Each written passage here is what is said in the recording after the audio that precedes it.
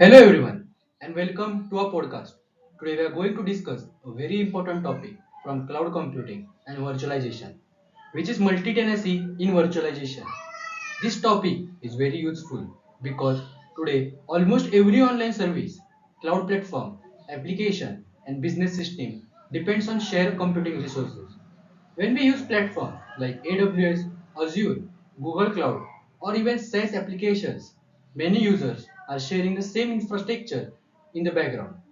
But the important question is how can many users share the same system safely? How can the data remain private? How can performance remain stable? To understand all this scenario, we need to understand multi-tenancy and virtualization. So today, with me, I have Piyush who will explain this topic in a simple and practical way. Piyush, let's start with the basic idea. What is the topic actually about? Yes, sure. This topic is mainly about how multiple users or customers can use the same physical cloud infrastructure without disturbing each other. In simple words, multi-tenancy means many tenant or many users are using the same system. But even though the hardware is shared, each user feels like they have their own private system. This is possible because of virtualization. Virtualization creates separate virtual environment on the same physical machine, so one server can run many virtual machines or containers at the same time. Each user gets their own isolated environment. This helps cloud providers reduce cost, improve resource usage, and provide scalable services to many users. So, multi-tenancy and virtualization together form the foundation of modern cloud computing. This is very good starting point. So, in this presentation, the main idea is that multiple users can share the same cloud infrastructure. But when we say sharing, it does not mean everyone can see or access each other's data. There must be a proper separation between users. Can you explain the overall abstract of this topic in simple words? The main idea of this presentation is that cloud computing becomes powerful because of multi-tenancy. Multi-tenancy allows many user companies or applications to share the same physical infrastructure. For example, one data center have thousands of servers and on those servers many customers may be running their application. Now, if every customer buys separate hardware, it becomes very costly. But multi-tenancy, the same hardware can be shared efficiently. Virtualization makes this possible by creating virtual machines and isolated environment. But sharing resources creates one major concern, that is isolation. Isolation means each tenant, data, application, memory network, and storage must remain separate. If isolation is strong, the system becomes secure, stable, and trustworthy. So, this presentation explains how multi-tenancy works, how virtualization support it, what isolation techniques are used, what challenges exist, and what future technologies are coming in this field. So basically, this topic is not about only sharing resources but also protecting each user while sharing the same infrastructure. Exactly, sharing alone is not enough. If there is no isolation, then multi-tenancy becomes risk. For example, one tenant should not be able to access another tenant's data. One tenant heavy workload should not slow down another tenant application. One tenant failure should not crash the entire system. This is why security, privacy, performance stability, and fault isolation are very important multi-tenant virtualization.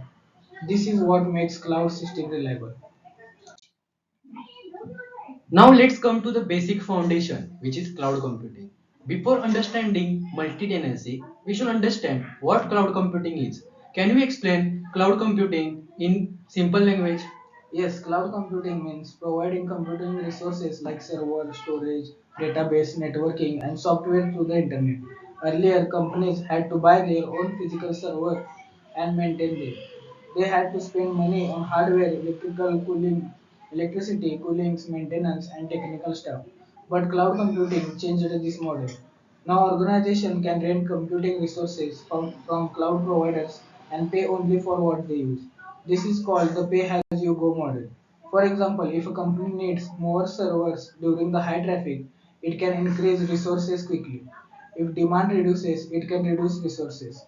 This makes cloud computing flexible and cost effective. Now let's focus on the main concept, multi-tenancy.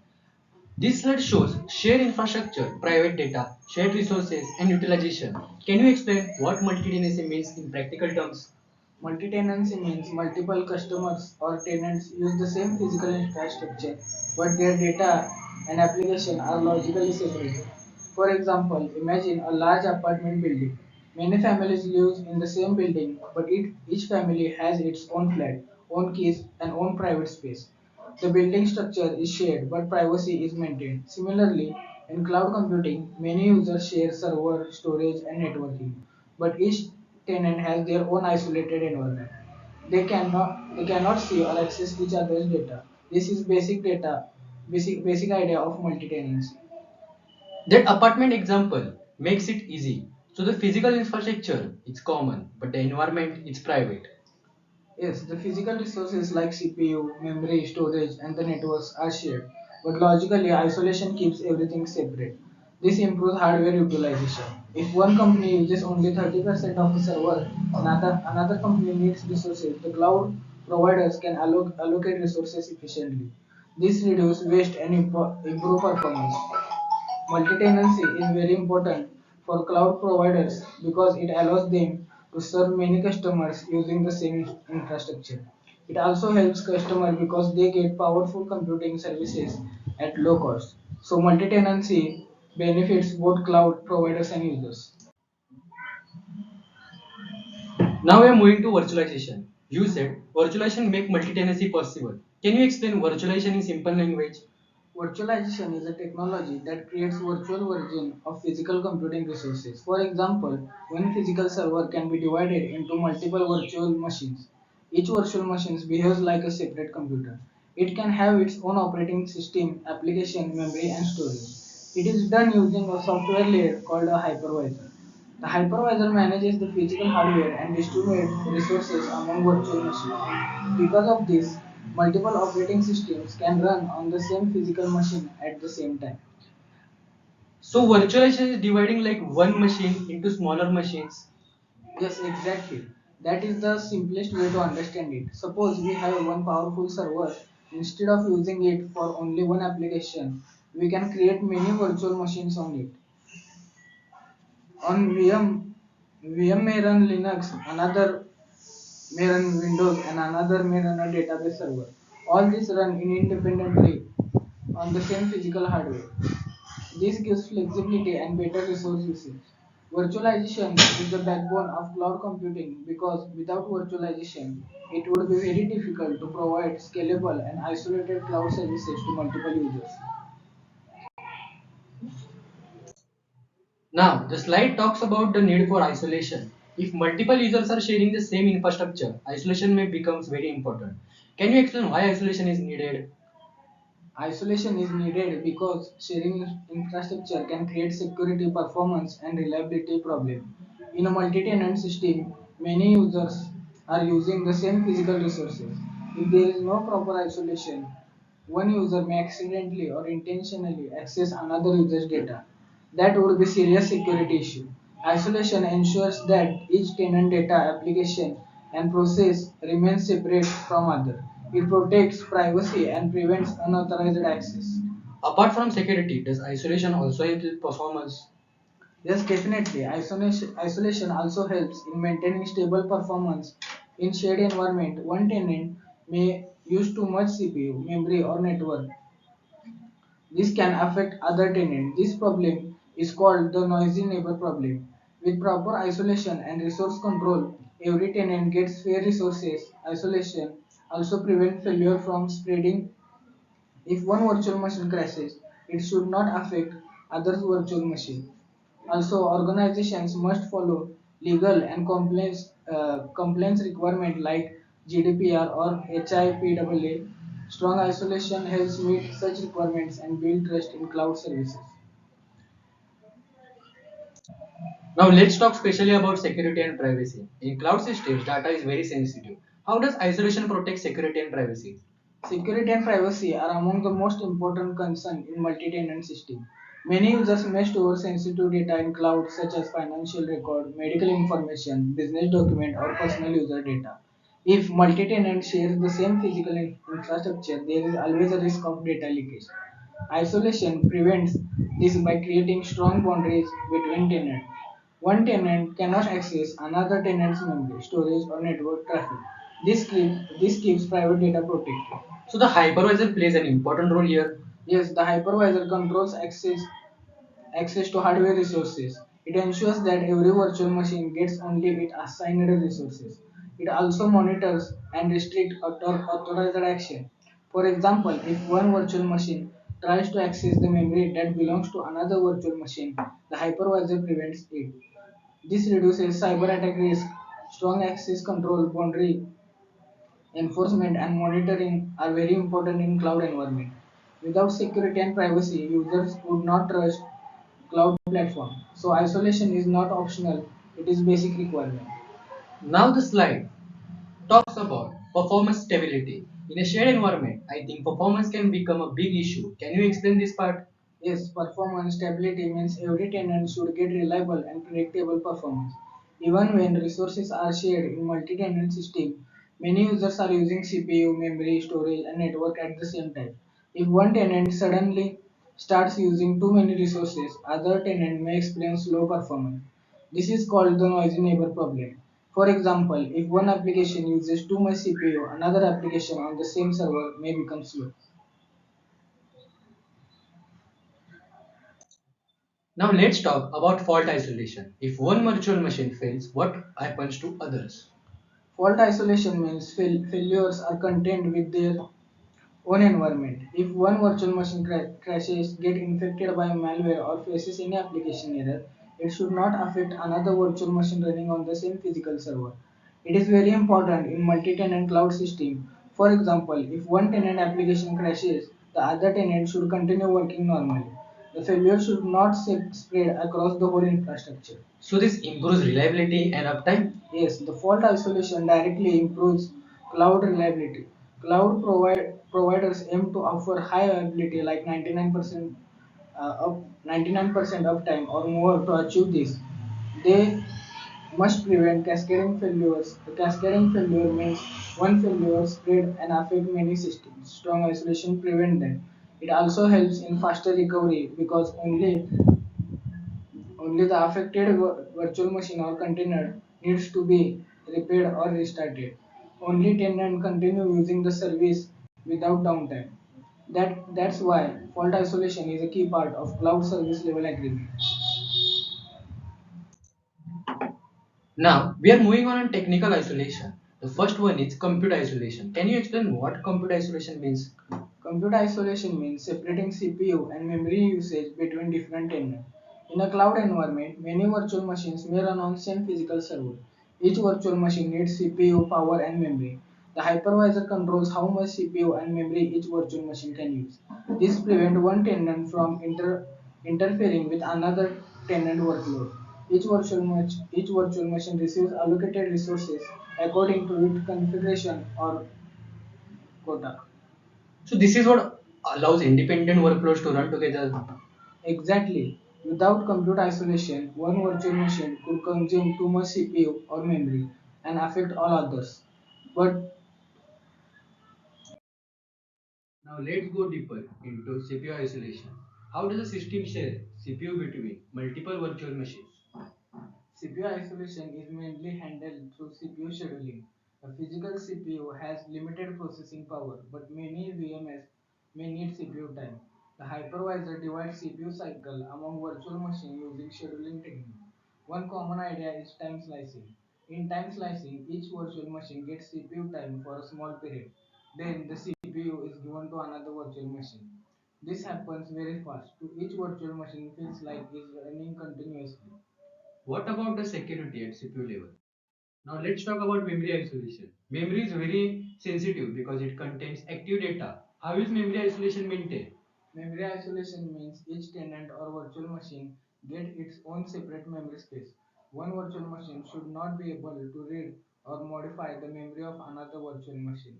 It is very important because memory may contain password, running application, data, user session, encryption key, and temporary files. If memory isolation fails, it can lead to serious data leakage.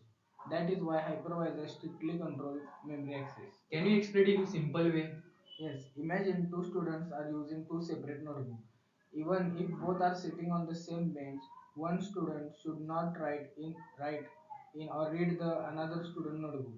Similarly, two virtual machines may run on the same physical machine, but their memory must remain separate.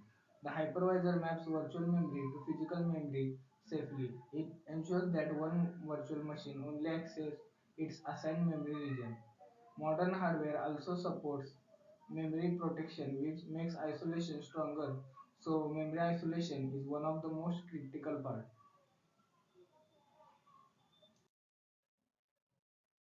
Now, network isolation is also very important. If multiple tenants are using the same network, how is the traffic separated? Network isolation separates the network traffic of different tenants. In cloud system, many customers send and receive data through the same physical networking equipment. If traffic is not separated, one tenant may see or interrupt another tenant data. To prevent this, techniques like LAN are used. A LAN creates logical network segment. Even though the physical network is shared, each tenant gets a separate logical network. What is VXLAN then? It stands for Virtual Extensible LAN. It is useful in large-scale cloud computing environment because it supports many more isolated networks than traditional LAN. Cloud providers need to support thousands or even million of tenant network. It helps in creating large number of virtual machines over the same physical infrastructure. Virtual switches are also used to enforce security rules. They control which packages are allowed, which are blocked. So network isolation protects data packets, prevents prevents dropping, and keeps tenant communication secure. Now let's discuss storage isolation. Data storage is very important because users store files, databases, and backups in the cloud. How does the storage isolation work?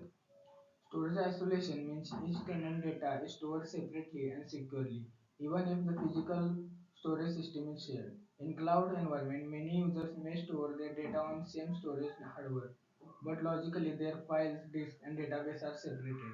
A tenant should not be able to access another tenant virtual disk or storage value. This is controlled to permission, encryption, access control, and storage virtualization. Why is storage isolation so important? Because storage contains long-term and sensitive data. If storage isolation fails, one tenant may access another tenant's business document, customer record, or private files. That would be a major security breach. Cloud providers use strong authentication, encryption, and access control policies to prevent this. They also make sure that deleted data is not accidentally exposed to another user. For example, when a block is released by one tenant and given to the another, it must be cleared properly. So storage isolation protects confidential privacy and trust in the cloud. Now, the slide talks about container isolation. We have discussed virtual machine, but containers are also widely used today. Can you explain what containers are? Containers are a lightweight form of virtualization. Unlike virtual machine, containers do not run a full operating system for each application. Instead, they share the host operating system kernel.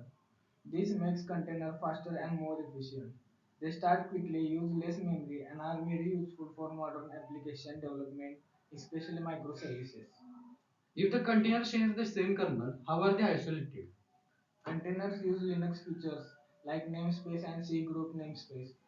Each container its own isolated view of system resources. For example, a container may have its own process list, network interface, and file system view. C groups or control groups limit and monitor resource usage. They decide how much CPU memory or I/O container can use. So even through containers share the same kernel, they are logically separated. However, container isolation is generally considered weaker than the virtual machine because the kernel is shared. That is why security must be handled carefully in the container environment. Now let's compare hypervisor-based virtual machine and container. Both are used for isolation, but they work differently. Can you explain the main difference? Hypervisor based virtual machine creates full virtual machine. Each virtual machine runs its own full operating system and kernel. This gives strong isolation because each virtual machine is separated at the hardware level, but also uses more resources and takes more time to start. Containers, on the other hand, shares the host operating system kernel. They are lightweight, fast, and use fewer resources, but their isolation is not as strong as virtual machine.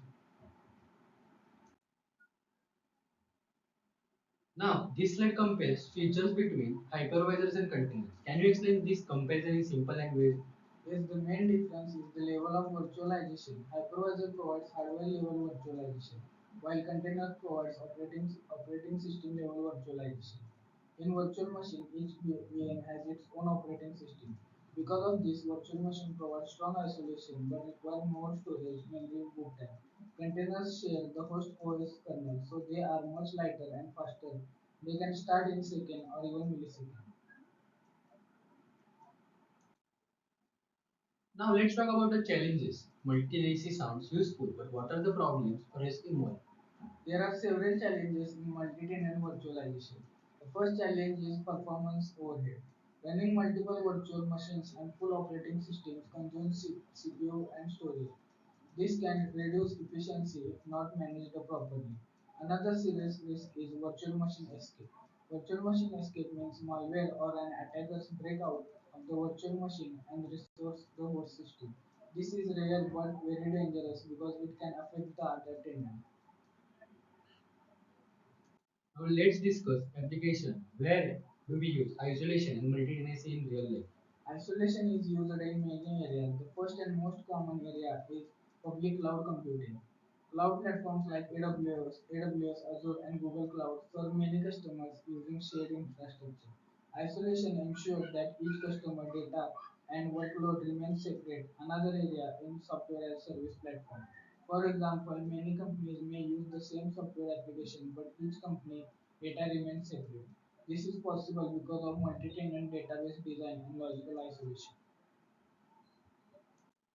Now this slide gives examples of isolation technologies used by cloud providers. Can you explain how major companies handle isolation? Different cloud providers use different technologies to improve isolation. Amazon Web Services use the Nitro system. Nitro combines a lightweight hypervisor with dedicated hardware security component.